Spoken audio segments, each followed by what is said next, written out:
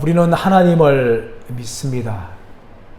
그런데 하나님에 대해서 우리는 참 잘 알지 못합니다. 믿는 것은 중요하지만 하나님이 어떤 분인지를 알고 믿는 것이 더욱 중요합니다. 어떻게 하면 하나님이 어떤 분인지 알 수 있습니까? 무엇보다 우리는 성경을 통하여 하나님을 알아가야 합니다. 우리는 성경을 읽을 때마다 그 성경 속에서 하나님이 어떤 분인지를 우리는 지식적으로 알게 됩니다. 하나님의 성품과 하나님의 역사하심에 대해서 우리는 읽어가면서 하나님이 이런 분이구나 라는 것을 지식적으로 알아가게 됩니다. 하지만 하나님을 안다는 것은 지식적으로만 하나님을 아는 것에 그치지 않습니다. 우리가 성경을 통하여서 하나님을 알아갔다면 이제 우리 삶 가운데에서 또 우리 영혼 통하여서 하나님이 어떤 분인지를 경험을 해야 합니다. 이런 경험이 없다면 하나님은 단지 성경 안에서만 살아계시는 하나님이 되고 마는 것입니다. 지식적으로 암도 중요하지만 경험적으로 아는 것, 이 두 가지는 너무나 다 중요한 거죠. 예를 들어 보겠습니다. 오늘날 국민들에게 연예인들이 참 인기가 많습니다. 스포츠 스타들도 인기가 많죠. 근데 사람들은 이런 연예인들이라든지 스포츠 스타에 대해서 많은 것들을 합니다. 그들의 프로필을 보면서 언제 태어났고 나이가 몇 살이고 어떤 음식을 좋아하고 키가 어떻게 되며 참 많은 지식에 대해서 알고 있습니다. 그렇다면 그것이 진짜 그 연예인을 아는 걸까요? 그것을 가지고 나는 그 연예인을 안다, 그 스포츠 스타를 안다 라고 말할 수 있을까요? 이런 지식만큼 중요한 게 무엇입니까?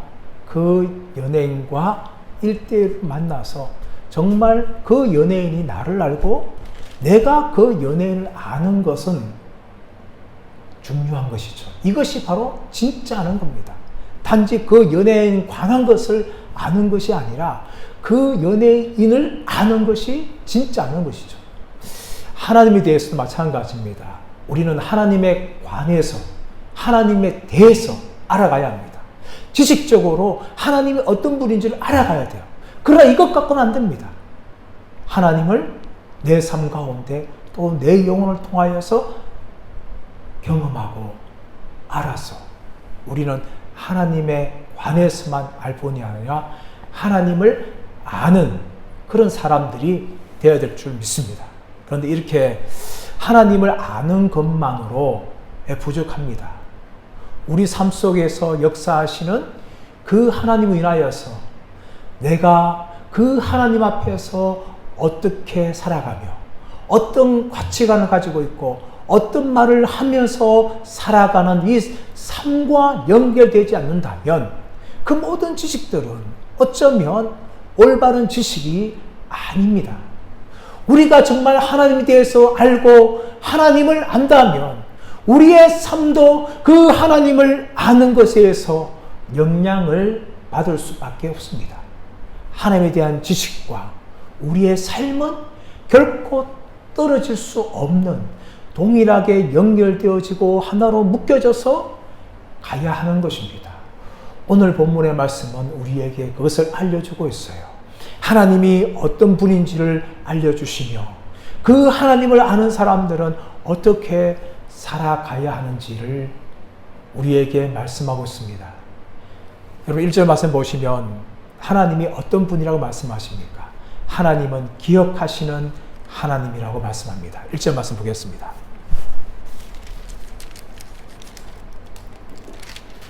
하나님이 노아와 그와 함께 방주에 있는 모든 들짐승과 가축을 기억하사 하나님이 바람을 땅 위에 불게 하심에 물이 줄어들었고, 하나님께서는 온 땅에 있는 죄악들을 보셨습니다. 그리고 홍수로 심판하셨습니다. 40일 동안에 홍수가 내렸습니다. 하늘의 창문이 열리고 땅의 깊음의 샘들이 터지면서 40일 동안 폭우와 같은 비가 내렸습니다. 그리고 그 비는 온 땅을 덮었습니다. 하나님께서는 홍수 심판하시기 전에 노아에게 명령하였습니다. 너는 방주를 지어라. 그리고 너와 내 가족과 모든 짐승들을, 정결한 짐승 7쌍과 부정한 짐승 2쌍과 또 기는 것들을 방주에 들어가게 하라. 하나님이 그렇게 명령하였습니다. 노아는 하나님의 말씀대로 120년 동안 방주를 지었습니다. 방주를 완성한 후에 그와 그의 가족들과 또 들짐승과 가축들과 기는 것들이 방주 안으로 들어갔습니다. 방주 안에 들어가자 하나님께서는 방주의 문을 닫으셨습니다. 그리고 7일을 참으셨어요. 노아와 그 가족들과 짐승들이 방주로 들어간 후에 정확히 7일이 지나서 홍수가 내렸습니다. 그 홍수로 인하여서 코로 호흡하는 모든 생물들이 전멸을 당하였습니다. 사람뿐만 아니라 코로 숨쉬는 모든 생물들이 홍수에 의해서 심판을 당했습니다. 40일 동안 홍수가 내린 비는 무려 150일을 온 지구를 덮였습니다. 온 땅은 물에 의해서 덮여졌습니다. 여러분, 왜 하나님께서 이렇게 40일 동안 홍수를 내려서 150일 동안 지구 위에 홍수로 가득하게 했을까요? 왜 물로 지구를 다 덮고 말았을까요? 그것은 하나님께서 이 땅의 죄악을 보기를 원하지 않는 분이라는 것을 우리에게 보여줍니다. 창세기 6장에서 무엇을 말합니까? 하나님께서는 온 땅의 죄악들을 보시고 한탄하시고 근심하셨다 라고 말씀합니다. 하나님이 이 땅의 죄악들을 보셨어요. 그리고 마음에 후회를 하시고 마음은 고통하였습니다. 그 결과 하나님께서는 홍수로 이 땅을 심판하셨습니다. 여러분, 그 이유는 하나님께서 온 땅의 죄악들을 보기를 원하지 않으신다는 것을 보여줍니다. 하박국 1장 13절 말씀에서는 하나님의 눈은 정결하심으로 죄악을 참아보지 못하시며 폐역을 참아보지 못하시거늘 라고 말씀합니다. 하나님의 눈은 정결하기 때문에 이 땅의 악과 이 땅의 폐역을 하나님께서는 참아보지 못하신다고 말씀합니다. 우리 주 예수님께서 우리의 죄를 위해서 십자가에 달렸습니다. 그 십자가에 오전 9시에 달렸는데 낮 12시부터 오후 3시까지는 온 땅에 어둠이 임하여서 캄캄하게 되었습니다. 여러분, 왜 온 땅에 어둠이 임하였습니까? 그것은 우리 구주 예수께서 우리의 죄를 짊어지고 계셨기 때문에 하나님께서는 우리의 죄를 짊어지신 예수님에게 얼굴을 돌리셨기 때문입니다. 여러분, 그것이 거룩하신 하나님이십니다. 하나님은 거룩하시기 때문에 이 땅에 가득한 죄악을 심판하셨어요. 그러나 하나님은 심판만 하지 않으시고 하나님은 회복하시는 분이십니다. 오늘 제 말씀 보시면 땅에 바람이 불매 땅에 있는 물들이 서서히 물러갔다 라고 이야기합니다. 하나님은 홍수로 이 땅을 심판하셨지만 그 심판으로 끝나는 것이 아니라 노아와 그 가족들과 정결한 짐승 7쌍과 부정한 짐승 2쌍을 살려주심을 통하여서 다시금 이 땅을 새롭게 시작하셨습니다. 하나님은 회복하시는 분이신 줄 믿습니다. 오늘째 말씀 보시면 하나님이 기억하셨다라고 이야기합니다. 이 기억했다는 단어인 자카르라는 단어는 참 성경에 많이 등장합니다. 기억했다는 것은 우리 흔히 생각하기를 무엇인가 잊어버리고 있다가 다시금 생각해내는 것을 우리는 기억한다 라고 이야기합니다. 하지만 하나님의 기억하심은 우리 인간의 기억과 전혀 다른 겁니다. 하나님은 결코 잊지 않으신 분이십니다. 하나님은 잊어버리지 않습니다. 하나님은 계속해서 그것을 생각하고 계시는 분이십니다. 그래서 하나님께서는 기억하신다는 것은 무엇인가 잊어버려서 다시금 생각하는 것이 아니라 마음속에 가지고 계신 것을 계속 가지고 계시고 있다는 그런 의미를 가지고 있는 겁니다. 하나님께서는 노아와 그 가족들을 기억하셨습니다. 여러분, 노아와 그 가족들이 또 짐승들이 홍수가 나서 150일 동안 방주 안에 갇혔어요. 밖에는 물밖에 없습니다. 그 답답한 방주 안에서 150일을 산다고 생각해 보십시오. 여러분, 얼마나 답답할까요? 그 안에서 별 생각 다 하지 않겠습니까? 내가 언제까지 이 방주 안에서 있어야 할까? 하나님이 우리를 잊으신 거 아닌가? 여러 가지 생각들을 할 겁니다. 그러나 하나님께서는 결코 노아와 가족들과 들짐승과 가축들, 기는 것들을 잊지 않으시고 기억하시는 하나님이라고 말씀합니다. 출애굽기 2장 말씀 가보시면 이스라엘 백성들이 바로의 압제에서 고통하며 부르짖습니다. 여러분, 그 부르짖음을 누가 듣습니까? 하나님이 들으십니다. 출애굽기 2장 24절 25절 말씀 보시면 하나님께서 이스라엘 백성들의 고통 소리를 들으시고 아브라함과 이삭과 야곱과 함께 세운 언약을 기억하시네. 하나님이 이스라엘 백성들을 돌보시고 이스라엘을 기억하셨더라 라고 말씀합니다. 하나님은 결코 잊지 않으신 분이세요. 아브라함과 이삭과 야곱과 세운 언약을 하나님은 늘 생각하고 계신 분이십니다.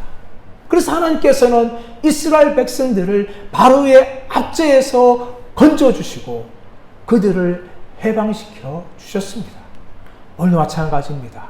하나님께서는 결코 잊지 아니하시고 기억하시는 분인 줄 믿습니다. 우리가 삶을 찾아보면 우리는 참 수많은 어려움과 고난을 당합니다. 그 고난이 정말 감당할 수 없을 정도로 찾아오고 때로는 너무나 길게 찾아오고 언제 고난이 끝이 날까 하는 생각도 들기도 합니다. 여러분, 그때 우리 마음에는 하나님이 나를 버리셨는가? 나를 잊으셨는가? 하나님 정말 나를 사랑하시는가? 하는 생각을 하지 않겠습니까? 인간이라면 누구나 그런 마음이 들 수도 있습니다. 그러나 여러분, 우리가 알을 것은 무엇입니까? 하나님은 결코 우리를 잊지 않으시는 분이시고 우리를 기억하시는 분이라고 말씀하고 있습니다. 이사야 44장 21절 말씀 보시면 야곱아 이스라엘아 이 일을 기억하라. 너는 내 종이다. 내가 너를 지었으므로 너는 내 종이다. 너는 나의 이름이 되지 아니할 것이다. 할렐루야. 하나님께서 결코 잊지 않는다고 말씀하십니다. 이스라엘 백성들을 하나님이 지으시고 부르셨기 때문에 하나님의 종이기 때문에 잊지 않는다고 말씀하십니다. 그렇다면 여러분, 하나님의 자녀인 우리들을 어떻게 하나님이 잊으시겠습니까? 그런 일은 결코 일어날 수 없습니다. 하나님은 우리를 잊어버리지 아니하시고 우리를 기억하시는 하나님인 것을 말씀합니다. 사랑하는 여러분, 이 하나님을 믿으시기를 축복합니다. 이 하나님을 붙드시기를 축복합니다. 우리를 결코 잊지 아니하시고 우리를 버리지 아니하시는 그 하나님을 믿고 어떤 고난이 찾아오고 어떤 삶의 문제가 우리에게 다가온다 할지라도 끝까지 믿음의 길을 걸어가시는 저와 여러분들 되시기를 예수님의 이름으로 축원합니다. 하나님은 노아와 그 가족들을 기억하셨습니다. 그리고 어떻게 하셨습니까? 하나님이 땅에서 물이 흘러가게 하십니다. 2절 말씀 보십시오. 깊음의 샘과 하늘의 창문이 닫히고 하늘에서 비가 그치매. 깊음의 샘과 하늘의 창문이 닫히고 비가 그쳤다고 말합니다.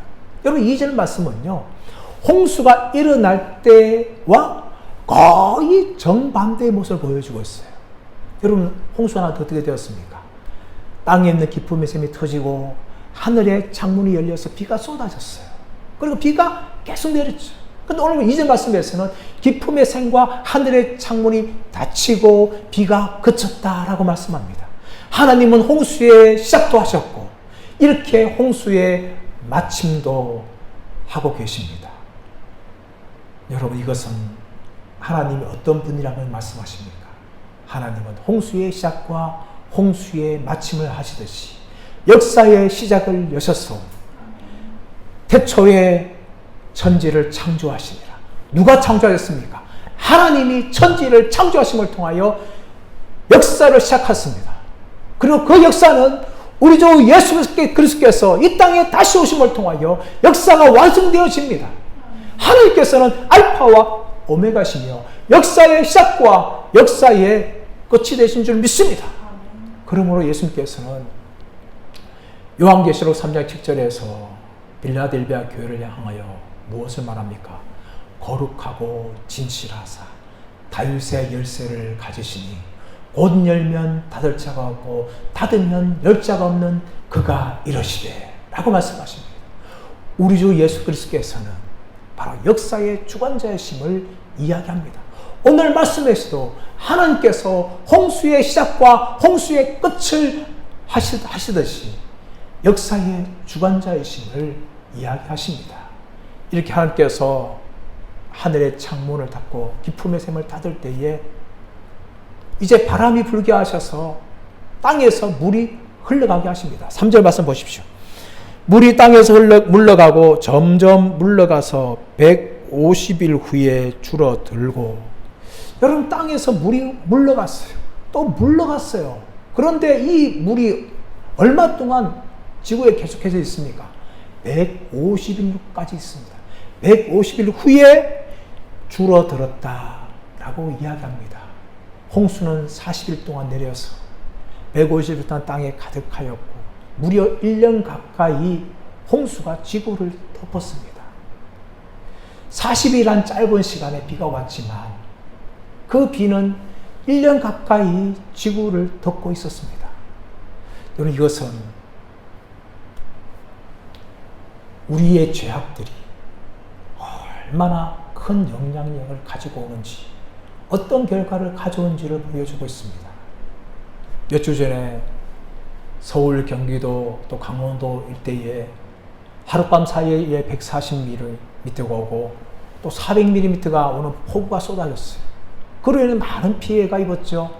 가옥이 침수됐고 도로가 침수되고 또 사람들이 실종되어지고 이런 피해들이 입었는데, 이 비로 인하여서 여러분 저지대에 있는 주택과 공장들이 침수가 되었어요. 또 차량이 침수됐어요. 여러분, 어떻게 되었습니까? 물이 다 빠진 후에 그 침수된 주택과 또 공장과 또 차도 물이 다 빠진 후에 무엇이 남았습니까? 이 폭우의 흔적이 남았어요. 진흙들이 덕지덕지 차를 덮고 또 집안을 덮고 공장의 모든 물건들을 다 덮었어요. 그리고 이 진흙들이 인하여서 악취가 발생하였습니다. 사람들이 아무리 물로 씻어내고 치워도 치울 수 없을 만큼 그런 아주 큰 흔적들을 남겼어요. 지금도 많은 사람들이 이 폭우로 인하여서 피해를 입고 있습니다. 우리의 죄가 그렇습니다. 우리가 죄를 지을 때에 뭐 이것이 나한테 뭐 큰 영향을 줄 것인가, 그렇게 생각하면서 죄를 짓습니다. 하지만 여러분, 그 죄의 결과와 영향력은 엄청납니다. 여러분, 청소년 때 뭣도 모르고 한 죄가 평생을 따라다닙니다. 청년 때에 하룻밤에 저질렀던 그런 실수들이 평생을 따라다닙니다. 또 가정을 가진 사람들이 남편 몰래, 아내 몰래 불장난하다가 그 불장난으로 인하여서 가정이 깨어지고 자녀들이 상처받는 이 평생의 고통을 가져옵니다. 여러분, 성경에 보십시오. 그런 이야기들이 정말 많이 나옵니다. 야곱의 장자가 누굽니까? 르우벤이었습니다. 르우벤은 야곱의 첩인 비라와 간통을 합니다. 아버지가 늙었고 자신은 젊었기 때문에 그 혈기를 주체하지 못한 거죠. 아버지 몰래 적과 간통하였습니다. 그러나 야곱이 알게 되었어요. 이 일로 인하여서 르우벤의 인생은 영광이 사라진 인생이 되고 맙니다. 야곱이 죽을 때 예언하면서 유언하지. 르우벤아, 너는 장자요 내 능력이요 기력의 시작이라. 너의 모든 것이 다 뛰어났지. 하지만 너는 물의 끓음 같았은즉 이는 네가 내 진상을 더럽혔습니다. 여러분, 첫 아들을 태어났다 하면 마땅히 장자권을 상속해야 되는데 르우벤은 이 실수를 하여서 장자권을 상속하지 못합니다. 장자권이 결국 누구한테 넘어갑니까? 요셉에게 넘어가죠. 요셉의 두 아들이 야곱의 족보로 들어옵니다. 여러분, 르우벤의 한 번의 실수, 이 실수가 어쩌면 자신의 평생의 축복을 가로막고 말았습니다. 르우벤은 그렇습니까? 다윗도 그렇지 않습니까? 다윗도 한 번의 실수를 인하여서 자신의 인생의 영광이 사라지고 자기 집안의 칼부림과 가난과 반역의 죄들이 끊임없이 일어나는 것을 봅니다. 다윗은 죽을 때까지 반역을 보게 되어지는 겁니다. 이것이 다윗의 인생이었어요. 밧세바와 간음하기 전에 다윗의 인생은 정말 잘 나갔습니다. 어디를 가든지 여호와께서 이기게 하시니라, 이 말씀이 다윗의 인생과 따라다녔습니다. 너는 내 마음에 합한 자다 라는 칭찬을 받았습니다. 그러나 여러분, 밧세바와 간음한 이후로 다윗의 인생은 낭떠러지와 같은 그런 인생이 되고 마는 것입니다. 사랑하는 여러분, 이렇게 우리의 죄가 가져온 결과가 엄청납니다. 한 번의 실수, 한 번의 넘어짐, 그것은 어쩌면 우리의 평생의 축복을 가로막는 장애물과 걸림돌이 되고 마는 겁니다. 여러분, 성적인 재앙만 그렇습니까? 그렇지 않습니다. 우리의 분노도 마찬가지. 우리의 욱하는 분노, 잘못하면 살인도 가져오는 거죠. 흔히 많이 사람들이 말합니다. 아이, 나는 뒤끝이 없는 사람이야. 그렇게 하면서 사람들에게 화를 팍 내버립니다. 그러면서 나는 뒤끝이 없어. 그렇게 말하죠, 여러분. 물론 그분은 한번 그렇게 하고 뒤끝이 없을 수 있습니다. 다 잊어버릴 수 있어요. 하지만 여러분, 당하는 사람은요, 뒤끝이 굉장히 많습니다. 평생의 상처가 돼요. 부모의 분노 한 번이 자식의 상처를 주고 돌이킬 수 없는 결과를 가져오죠. 너 나가라! 그 한마디 때문에 자식은 집을 떠납니다. 평생 부모와 등을 돌리고 살죠. 여러분, 이 사소한 분노 하나가 어쩌면 다른 사람의 인생을 망칠 수가 있는 것입니다. 이만큼 죄의 결과는 어마어마하다는 것을 볼 수가 있습니다. 하나님이 홍수를 물러가게 하는데 거의 1년의 과정을 거쳐서 물이 흘러가게 했죠. 이 물이 있는 동안 이제 노아가 방주를 타고 있을 때에 어디 도착합니까? 사전 말씀 보시면 아라랏산에 도착했다라고 말합니다. 이 아라랏산, 이 아라랏 어디 있는가 하면 아르메니아 산악지대에 있어요. 이 아르메니아 산악지대는 터키와 러시아와 이란에 접하고 있는 이 메소포타미아 북부 지역을 말합니다. 북부 지역인데 산악지대죠. 산들이 굉장히 많아요. 우리가 흔히 말하고는 아라랏산은 이 터키와 아르메니아 접경에 있는 산입니다. 이 아라랏산 높이는 무려 5,200m예요. 굉장히 높죠. 5,200m. 그런데 오늘 말씀 보시면 이 아라랏산은 지금 말하고 있는 그 아라랏산이 아닙니다. 성경에 잘 보시면 성경에 이렇게 되어 있죠. 아라랏산에 머물렀으며 라고 되어 있습니다. 우리 한글성에 이렇게 되어 있지만 히브리어 성경에 보면 아라랏의 산들에 머물렀으며 라고 이야기하고 있는 거예요.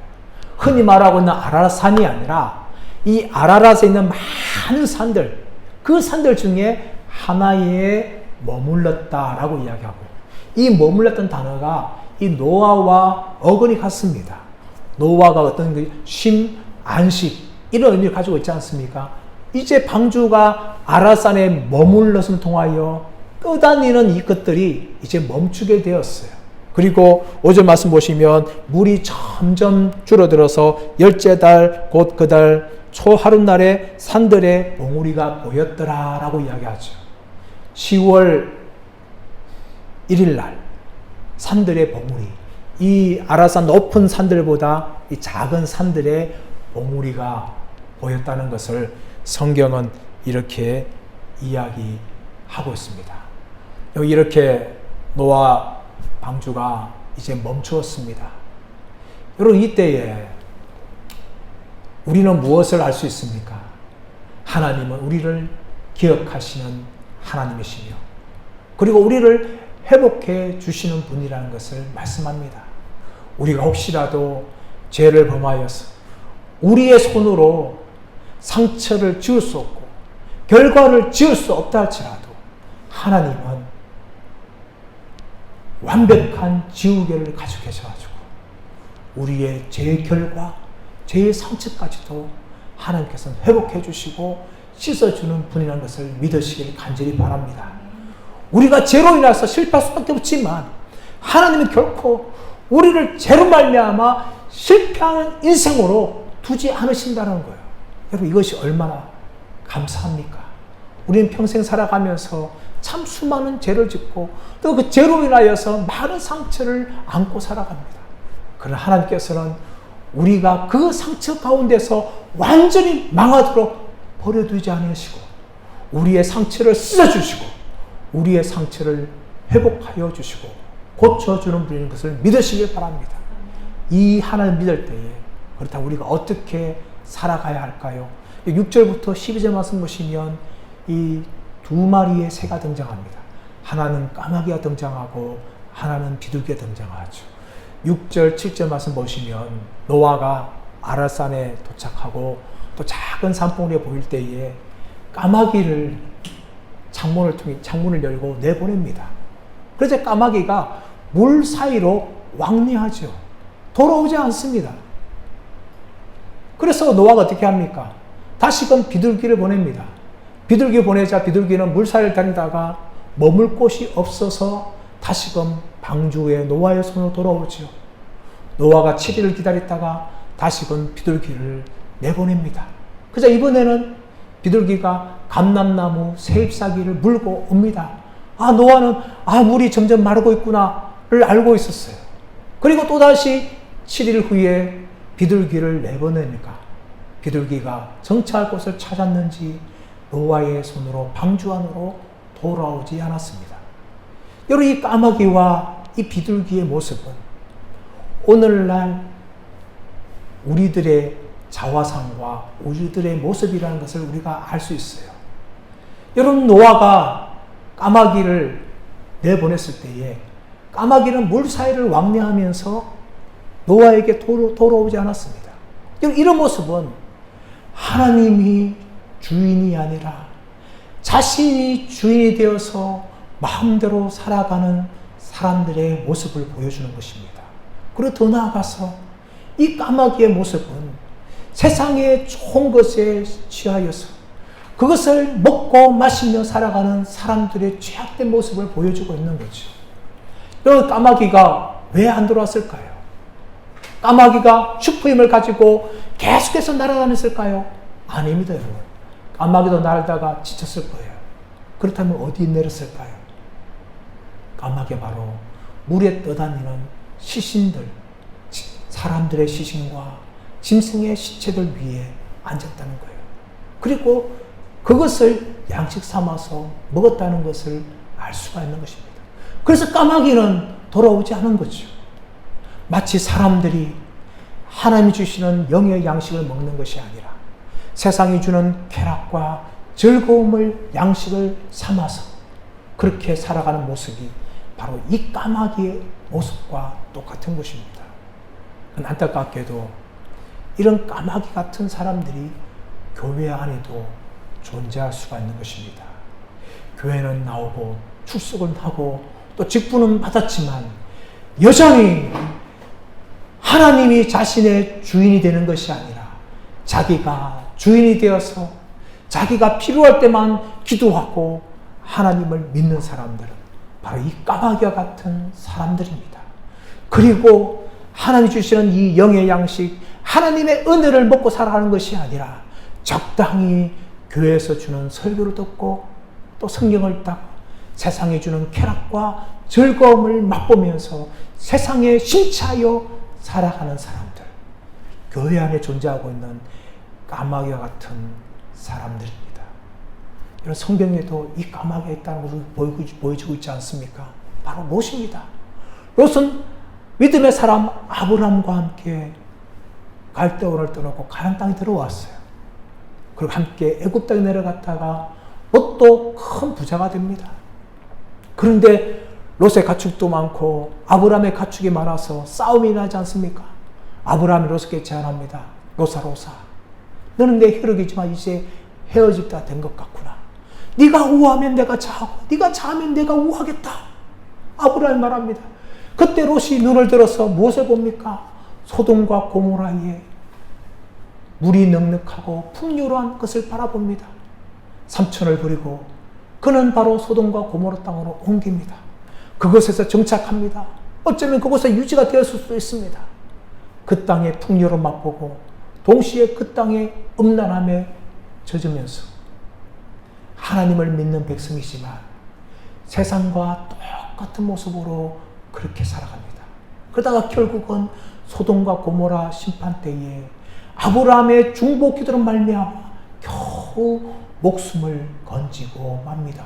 성경은 롯을 향하여서 의로운 롯이라 말하고 있지만 그는 의로운 사람이었고 믿음의 사람이었지만 그는 동시에 소돔과 고모라의 문화와 풍요로움에 젖어서 그렇게 살아간 세속적인 교인과 같은 사람들이었습니다.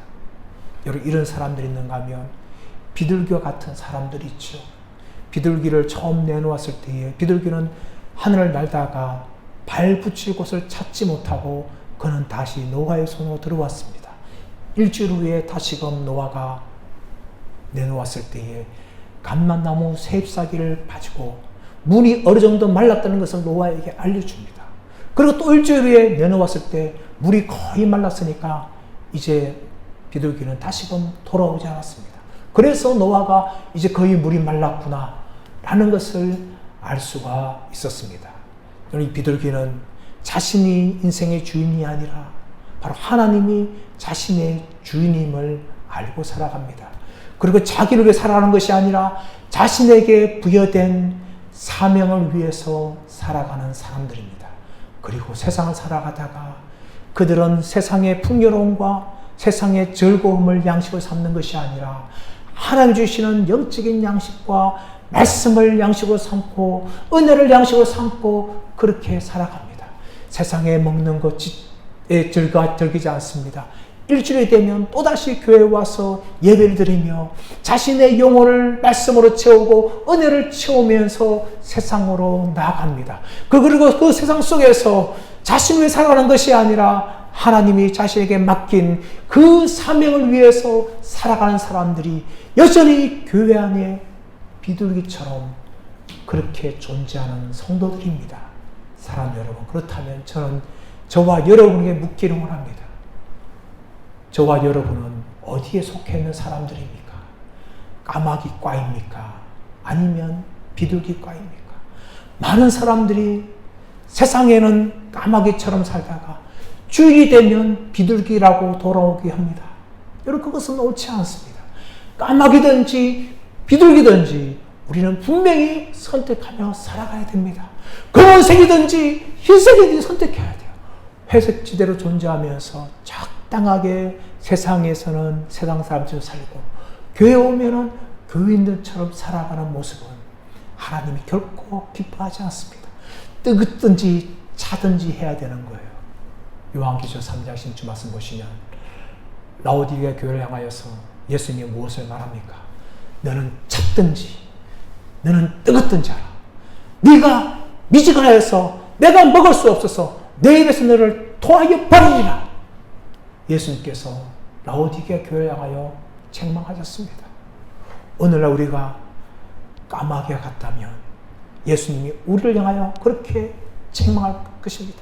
너는 뜨겁든지 너는 차갑든지 해라. 내가 보니까 너는 미지근하여서 내가 더 이상 너를 먹을 수가 없구나 라고 예수님이 책망할 수가 있습니다. 사랑하는 여러분, 저와 여러분이 이 시대에 비둘기가 되기를 축복합니다.